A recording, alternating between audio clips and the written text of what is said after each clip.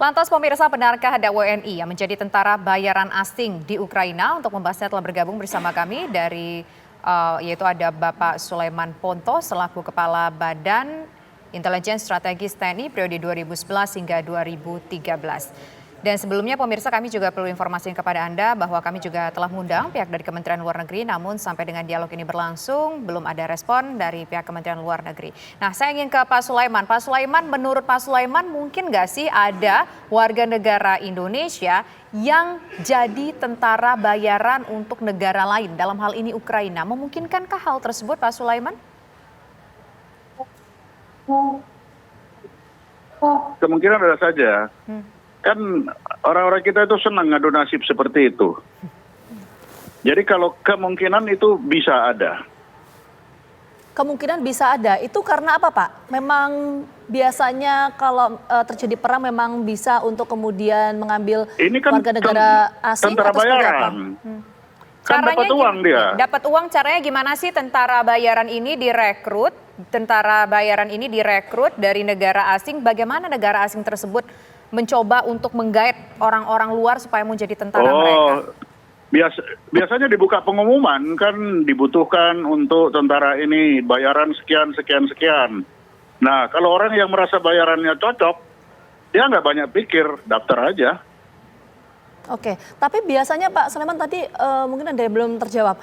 Kalau biasanya itu memang ini merupakan suatu hal yang wajar ketika ada warga negara Indonesia menjadi tentara bayaran di sana. Karena tadi Pak Sulaiman mengatakan potensinya ada ya, bisa saja ya.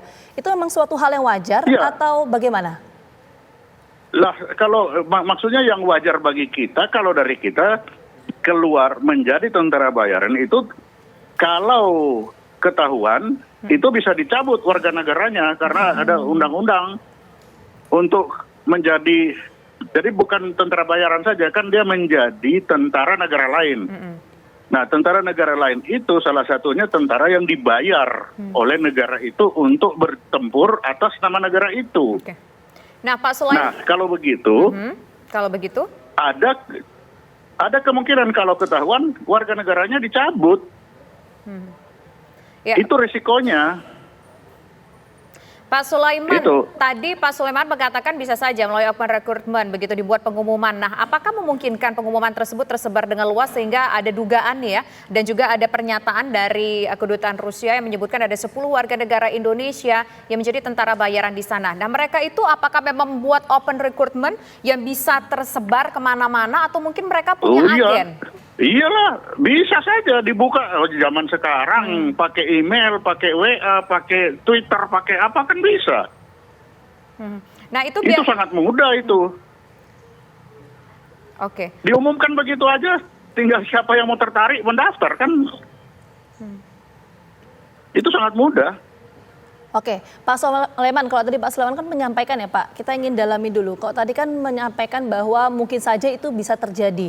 Nah, kenapa hal itu bisa terjadi? Kalau dalam perspektif misalnya positioning Indonesia itu seperti apa kita melihatnya Pak? Kalau misalnya itu terjadi kita masih menunggu pernyataan dari pemerintah Indonesia. Kalau saya melihat mereka tertarik itu bayarannya kan tinggi. Bayarannya itu, jadi dia iseng-iseng berhadiah kalau hidup ya dapat bayaran tinggi, tidak diketahuan pemerintah Indonesia lumayan.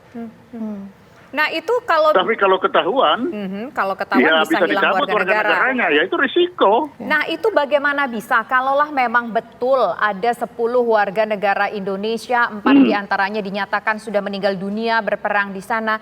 Bagaimana mungkin mereka, ini kan artinya bisa dikatakan ilegal, merelakan kewarganegaraan Indonesia untuk mendapatkan uang menjadi tentara bayaran. Nah, tapi bagaimana kemudian ini bisa tampaknya luput dari perhatian instansi terkait? Ya memang tidak mungkin instansi terkait itu akan mengawasi hal begitu. Dia keluar masuk ke Rusia sana sebagai turis kan bisa aja. Dan itu kan di luar pengawasannya Kemlu. Jadi kalau Kemlu tidak tahu ya wajar-wajar saja. Nah, biasanya ini mereka masuknya gimana sih Pak? Kalau kita lihat kan mungkin agak sulit ya penerbangan dari Indonesia misalkan langsung ke Ukraina, ini kan harus ada beberapa tempat mungkin yang harus dilewati. Nah, apakah mereka menggunakan katakanlah penghubung di luar sana untuk menyambungkan ataupun mengantarkan mereka ke Ukraina? Kan Bisa aja mereka sudah bilang kalau mendaftar di sini, nanti dari sini akan berangkatkan di Singapura. Di Singapura akan dijemput atau naik pesawat apa kemana. Kan itu sudah diatur semua itu pasti. Oke, sudah ada pengaturan soal itu Itu ya? pasti. Iya, Pak Soleman, kita ingin mendalami. Kalau tadi kan Pak Soleman menyampaikan bahwa kalau ada warga negara Indonesia yang ke sana menjadi tentara bayaran, ini tujuannya hanya untuk bayaran tinggi saja atau sebetulnya ada motif lain di luar Iya. itu, Pak Soleman? Kalau Rusia saya kira dia hanya bayaran tinggi aja itu. Nah dulu Afghanistan kan juga banyak yang ke sana. Oke. Iya kan? Cuma nggak ketahuan aja. Oke. Dulu itu ISIS ada kan akhirnya apa? Tidak bisa pulang toh. Oke. Jadi ISIS juga artinya ada yang ikut mendaftar. ya, artinya warga negara Indonesia Apa yang menjadi akibatnya? tentara Nggak bisa bayaran pulang. di sana ini memang dari perspektif pribadi sendiri tidak melibatkan pihak-pihak lain begitu, Pak Soleman? Iya betul, ya sendiri aja lah, apa bedanya dengan ISIS kemarin itu kan? Ya, Pak, Kalau selain ISIS mereka memang ingin membela agama, kalau ini kan untuk kantong sendiri. Oke, motifnya ekonomi begitu ya Pak ya. Nah selain ini kan berarti konsekuensinya tadi disampaikan bisa kehilangan kewarganegaraan Indonesia karena menjadi tentara bagi negara lain begitu. Ada konsekuensi hukum tidak Iya. Pak jika seandainya mereka ternyata selamat dari perang di sana, kemudian balik ke Indonesia? Apakah ada konsekuensi hukum lain Ya, selain kehilangan Ya kewarganegaraan? itu konsekuensi hukumnya bagi Indonesia ya bisa dicabut kewarganegaraannya, itu kan konsekuensi hukum itu. Oke. Itu Tapi tidak ada konsekuensi yang lain ya Pak ya? Oh enggak ada. Oke, itu soal Dicabut konsekuensi hukumnya. kewarganegaraannya itu aja. Iya, Pak Soleman, saya ingin mendalami. Tadi kan Pak Soleman menyampaikan bahwa warga negara Indonesia yang berangkat menjadi tentara bayaran ini adalah tidak melibatkan pihak-pihak lain. Itu indikatornya dari mana, Pak? Bagaimana memastikan bahwa Ya, ini- mereka berangkat itu memang membawa masalah pribadi saja, tidak ada pihak-pihak lain yang terlibat dalam hal ini? Seperti apa Ya, memastikan? indikatornya nggak ada yang tahu kan? Itu saja. Nah Pak, Kalau nggak ada yang tahu.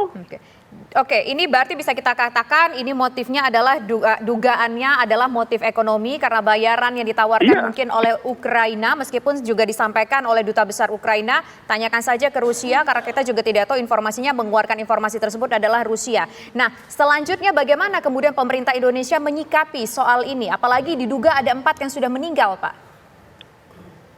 Ya sulit bagi pemerintah hanya menunggu. Kalau meninggal ada yang laporan, ya baru. Kalau tidak ada laporan, ya bagaimana dia mau cari?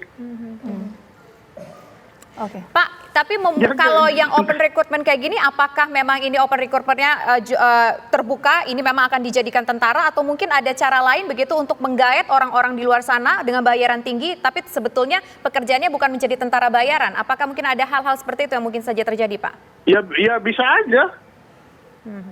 Lah apa bedanya dengan kita mengirim TKW kan dengan bayaran tinggi, kan sama aja sebenarnya itu. Baik. Nggak ada bedanya. Oke. Hanya ini dibilang untuk berperang. Kalau ini untuk TKW atau apa, ke sana tiba-tiba dirubah di jalan.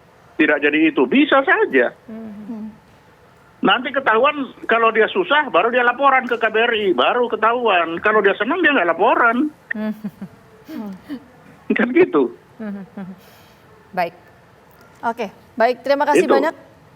Ya, terima kasih banyak Pak Soleman. Itu tadi. Ya. Oke. Terima kasih. Oke, baik, terima kasih atas waktunya. Pemirsa, sebanyak 10 orang warga negara Indonesia dilaporkan berpartisipasi sebagai tentara bayaran dalam perang antara Rusia dengan Ukraina. Ini berdasarkan data yang dihimpun Kementerian Pertahanan Rusia, pemirsa, dalam akun media sosial Kedutaan Rusia di Jakarta. Namun dipertanyakan, pernyataan ini pemirsa dibantah oleh Kedutaan Besar Ukraina di Jakarta. Sementara Kementerian Luar Negeri Republik Indonesia menilai laporan tersebut perlu didalami lebih lanjut. Lantas benarkah ada WNI yang menjadi tentara bayaran asing di Ukraina dan ada yang mungkin 4 juga tewas di sana, pemirsa? Kita akan kembali membahas ini pemirsa bersama dengan anggota DPR RI dari Komisi 1 yaitu ada Bang Dev Laksono. Selamat sore Bang Dev. Selamat sore, gimana kabarnya? Sehat semua? Sehat, terima Sehat, kasih terima Bang kasih. Dev. Bang Dev, kalau menurut Bang Dev, apakah ini sudah Ya. terkonfirmasi? Karena masih bersimpang siur ya di luar. Rusia bilang ada 10, tapi Ukraine bilang nggak ada sama sekali. Tapi sementara pemerintah Indonesia mengatakan bahwa ini perlu diklarifikasi lebih lanjut lagi. Jadi duduk perkaranya seperti apa? Apakah memang benar-benar ada jangan-jangan?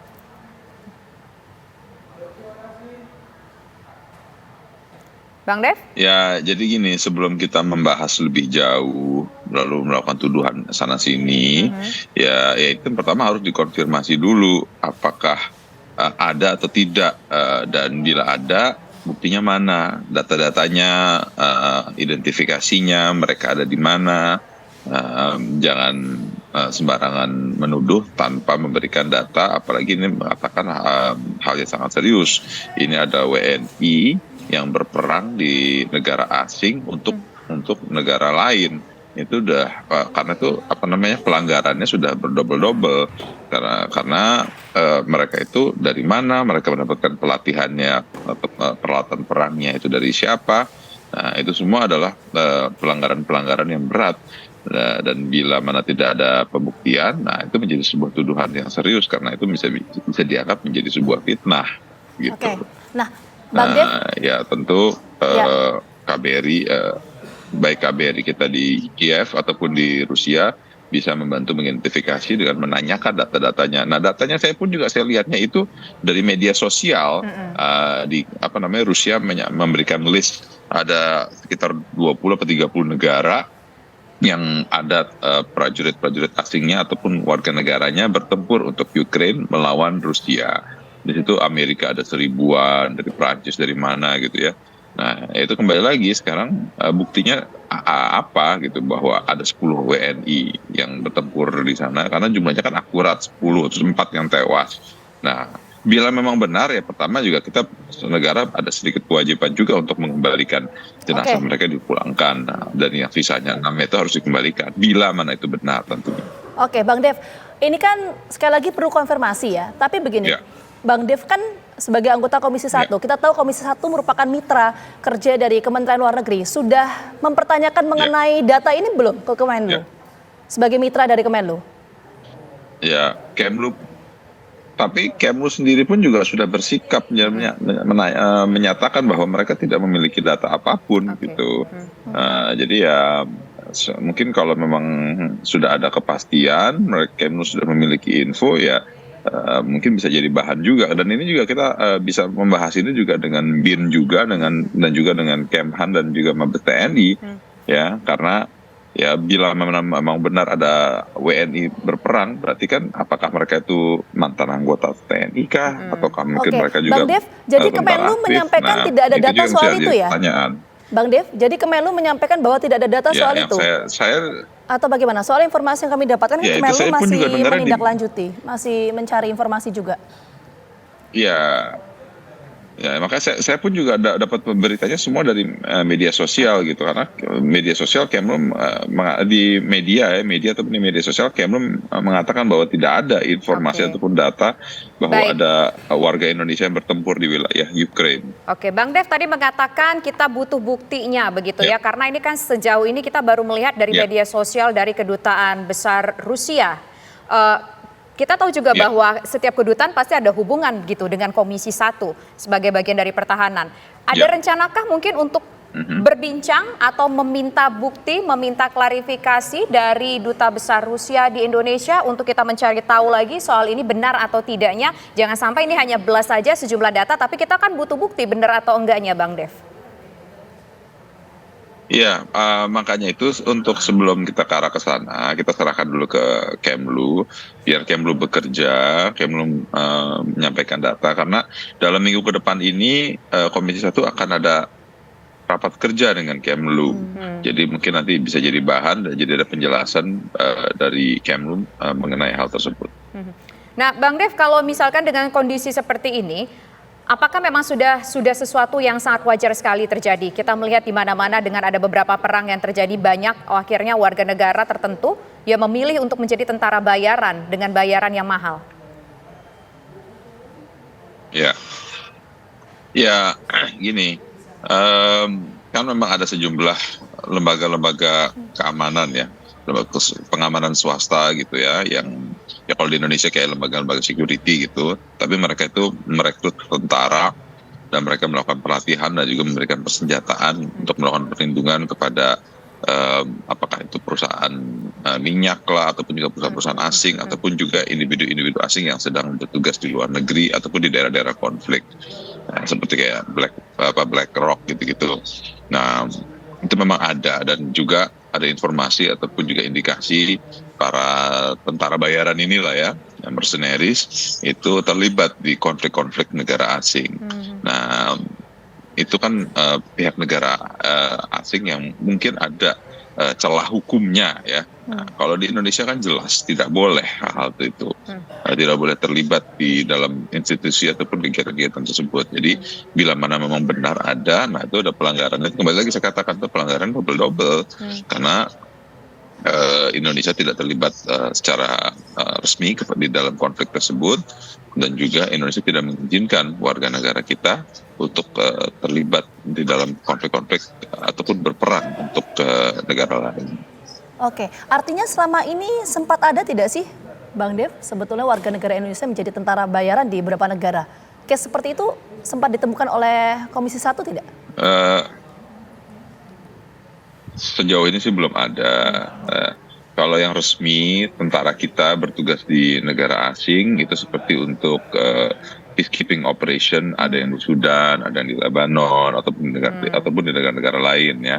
Kalau itu kan resmi, bagian dari PBB untuk menjaga perdamaian, tapi tidak terlibat untuk dalam konflik terbuka. Oke. Bang Dev, seperti yang sekarang terjadi. Kalau tadi kita berbincang dengan Pak Sulaiman Pontoh mengatakan bahwa ya bisa saja mereka kemungkinan mungkin direkrut, open recruitment di media sosial. Nah, dari DPR sendiri pernah tidak mungkin mendengar informasi bahwa ada nih rekrutmen untuk menjadi atau katakanlah ada buka lowongan begitu untuk menjadi tentara bayaran di luar negeri dengan harga yang sangat mahal. Nah, dari Wakil Rakyat sendiri pernah nggak sih mendengarkan suara-suara itu kira-kira masuk ke suara DPR? Kalau open recruitment untuk orang asing masuk ke yang tadi saya katakan ya, kayak perusahaan-perusahaan mercenaries untuk security segala macam sih saya tahu, tapi saya belum pernah mendengar ada orang Indonesia yang masuk di perusahaan-perusahaan tersebut. Yang kalau yang paling banyak kan ya orang Indonesia yang terlibat di judi-judi online di Kamboja kan, akhirnya menjadi ditawan oleh perusahaannya. Itu yang saya tahu secara pribadi, dan itu yang sedang diberantas oleh pemerintah Indonesia.